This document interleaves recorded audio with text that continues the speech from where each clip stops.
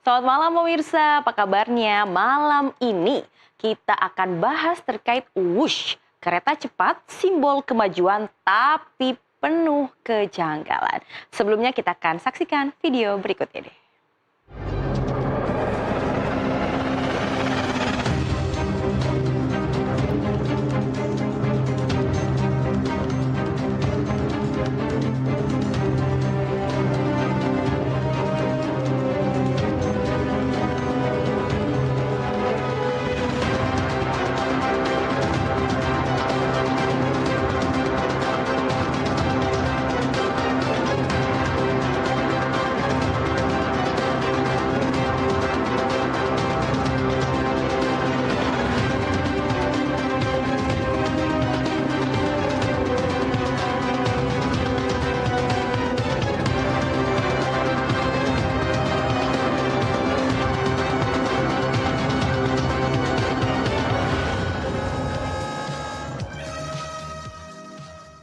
Proyek kereta cepat Jakarta-Bandung alias Wush tak pernah lepas dari perhatian publik. Bukan hanya soal kinerjanya yang belum moncer, tapi juga perihal beban utangnya yang menjadi bom waktu. Sejak awal pembangunannya, proyek kereta cepat sejatinya sudah menuai hujan kontroversi pemirsa.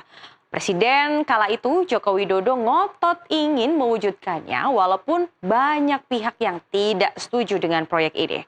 Bahkan Menteri Perhubungan saat itu Ignatius Jonan dicopot karena tidak setuju dengan proyek tersebut.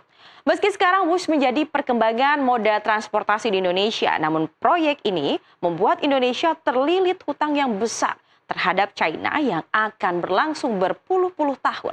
Masyarakat kini resah, bahkan bertanya-tanya apakah mungkin proyek ini sudah transparan sehingga meminta KPK untuk melakukan pengusutan karena adanya dugaan korupsi. Kita bedah datanya.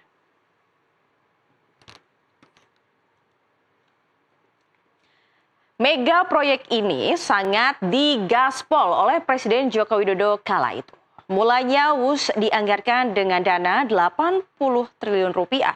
Namun seiring berjalannya pembangunan rupanya dana membengkak hingga mencapai 120 triliun rupiah. Disebut-sebut penyebab pembengkakan dana ini karena biaya pengadaan lahan yang luas, perubahan desain di tengah pengerjaan, dan biaya operasional. Kok bisa begini? Bukankah sebelum pembangunan ada perhitungan yang matang kan ya sebelum ada pembangunan?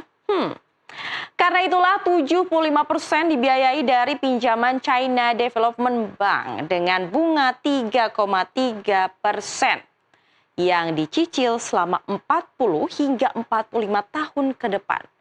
Pemirsa, cicilan rumah 6 tahun aja udah berat banget. Apalagi ini cicilan sampai 45 tahun. Bisa dibayangkan. Sangat fantastis.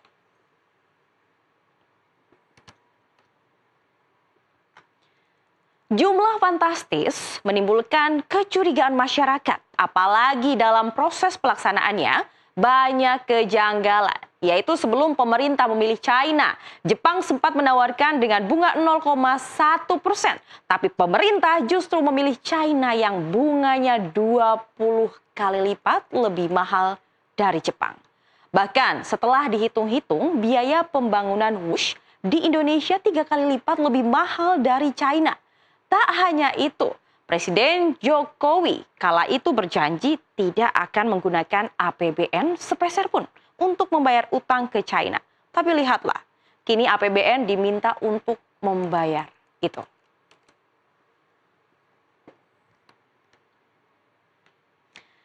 Hutang ini menjadi kontroversi di era kepemimpinan Presiden Prabowo Subianto. Bagaimana tidak? Bukannya dibiarkan untuk fokus dengan program lain yang lebih penting, kini pemerintah seakan dibuat untuk berpikir keras bagaimana caranya untuk membayar hutang yang ditinggalkan kepemimpinan sebelumnya. Sebagian pihak mungkin berasumsi bisa membayar dengan keuntungan dari Wush. Tapi mari kita bedah faktanya. Selama 2 tahun beroperasi, Wush rugi 4,1 miliar per tahun. Itu pun belum termasuk bunga dan cicilan utang pokoknya pemirsa.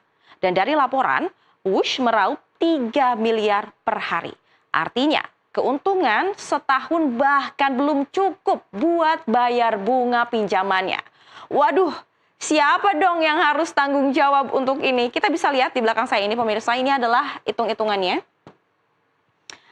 Tadi Jeng Ayu udah bilang bahwa Wush itu meraup sebanyak 3 miliar per hari. Yang kita kalikan untuk per tahun dikali 365 hari yang hasilnya adalah 1,1 triliun.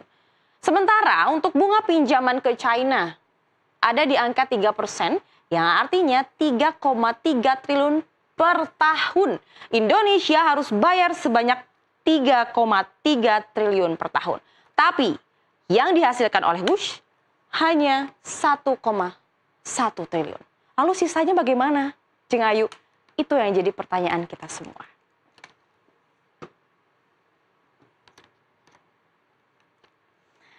Nah, tentu saja kini bola panas seolah ditinggalkan kepada Presiden Prabowo. Padahal RAPBN 2026 tidak ada satupun anggaran untuk bayar hutang Wush. Lalu bagaimana Prabowo membayar hutang yang ditinggalkan Jokowi? Nah, ini yang menarik pemirsa. Menteri Keuangan Purbaya Yudi Sadewo menegaskan masalah Wush bukan urusan APBN, tapi urusan Danantara. Purbaya enggan memberatkan rakyat untuk melunasi utang ke China yang membengkak. Namun CEO Danantara, Pandu Syahrir, menyebutkan bahwa uang Danantara untuk investasi, bukan untuk membayar utang. Kalau begini jadi lempar-lemparan nih pemirsa. Jadi gimana ya? Dan ada yang menarik lagi, Ketua Dewan Ekonomi Nasional Luhut Binsar Panjaitan yang dulunya menggembor-gemborkan proyek ini, sekarang menyatakan sudah melakukan restrukturisasi dengan China, yang artinya pasti nantinya akan ada perpanjangan jatuh tempo dalam membayar hutang. Ya sudah pasti, hutang kita nggak lagi 40 hingga 45 tahun pemirsa, tapi bisa lebih lama. Coba kita bayangkan hutang kita lebih dari 40 hingga 45 tahun. Luhut juga menyebut, saya terima sudah busuk itu barang. Dan statement ini yang saat ini menjadi kontroversi dan dibahas di mana-mana. Ya kalau kata Jeng Ayu mah Pak, kalau udah busuk kenapa dilanjutin? Padahal kan memperbaiki lebih sulit daripada mulai dari awal. Hehehe, iya nggak? Lalu jika tidak membayar, apakah nanti kekhawatiran mantan Menko Polhukam Mahfud MD akan jadi kenyataan? Kalau gagal membayar, akan berujung tekanan politik, bahkan wilayah strategis seperti Natuna Utara bisa diambil oleh China. Seperti yang terjadi pada Sri Lanka yang gagal membayar hutang kepada China sehingga menyerahkan pelabuhan Hambantota kepada China selama 99 tahun. Aduh pemirsa, kalau kata Jeng Ayu mah, amit-amit, amit-amit ya. Jangan sampai ini diwariskan ke anak, cucu, cicit kita. Bayangin, utang rumah aja 5-6 tahun udah berat banget. Ini mau berpuluh-puluh tahun mau gimana? Aduh. Sabar. Kita buka data lagi. Tolong dong macet. Oh udah. Oke. Nah ini yang menarik. Terus Jeng Ayu sebenarnya 120 triliun ini bisa buat apa sih kalau nggak dipakai buat Wush? Banyak banget nih kalau nggak buat Wush, dana itu bisa dipakai buat kesuksesan program prioritas pemerintah. Kita tahu pemerintah sekarang sedang melakukan program prioritas. Yang pertama ada di makan bergizi gratis, yang tentu butuh dana yang besar. Kemudian sekolah rakyat, cek kesehatan gratis. Tak hanya itu, masih ada program lainnya yaitu ini, renovasi sekolah-sekolah rusak. Jadi nggak ada lagi cerita-cerita siswa-siswi yang belajar, nggak ada kursi, nggak ada meja, harus di lantai. Nggak ada lagi yang kena bocor pas hujan, nggak ada lagi yang tertimpa bangunan gara-gara bangunannya udah tua, nggak ada lagi gitu-gitu. Terus bisa untuk perbaikan akses jalan seperti jembatan. Nah ini, di Indonesia, apalagi di daerah 3T, jembatan-jembatan itu masih kurang, pemirsa. Sehingga kalau dananya tidak untuk Wush, bisa dialokasikan untuk pembuatan jembatan. Yang nantinya nggak ada lagi tuh ditandu-tandu jalan jauh untuk ke puskesmas, ditandu untuk melahirkan, ditandu kritis sampai akhirnya tidak tertolong karena jaraknya yang jauh dan fasilitasnya nggak ada. Itu sih yang bikin sedih banget. Kemudian bisa untuk membangun fasilitas kesehatan di daerah 3T. Nah, ini yang terpenting.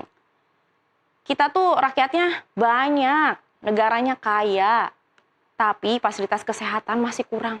Bangunan untuk fasilitas kesehatan masih sedikit. Bahkan tak hanya itu, nih, itu juga bisa digunakan untuk menggaji para guru honorer. Seperti kita tahu, kita kalau mau bangsanya cerdas, jelas bangsanya harus dididik dengan baik. Dan kita tahu, kita semua bisa berdiri sekarang, bahkan Jeng Ayu juga sekarang bisa ada di depan pemirsa, bisa membaca, bisa menyampaikan informasi ke pemirsa semua yang ada di TV. Itu juga karena jasa dari guru-guru yang sudah mendidik sejak terdahulu. Tapi kita lihat kesejahteraan para guru sangat jauh dari kata sejahtera. Bahkan masih banyak sekali guru honorer yang digaji jauh banget dari kata cukup. Ini sangat menyedihkan pemirsa.